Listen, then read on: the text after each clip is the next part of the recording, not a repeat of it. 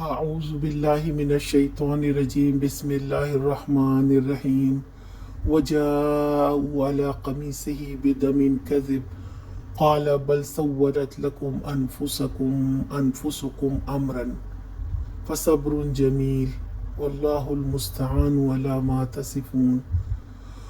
اور وہ یوسف علیہ السلام کی قمیص پر جھوٹ موٹ کا خون لگا کر لے آئے تھے۔ یہ سن کر ان کے باپ نے کہا بلکہ تمہارے نفس نے تمہارے لیے ایک بڑے کام کو آسان بنا دیا۔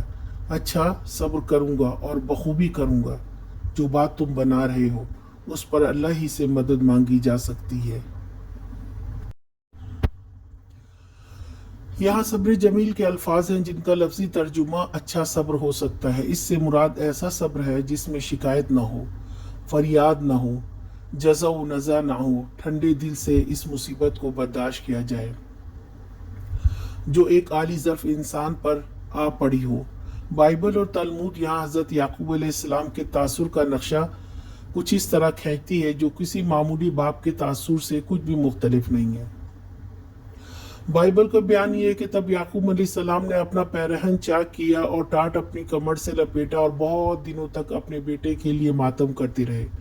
اور تلمود کا بیان ہے کہ یعقوب علیہ السلام بیٹے کا قمیص پہچانتے ہی اوندھے منہ زمین پر گر پڑے اور دیر تک بے حس و حرکت پڑے رہے۔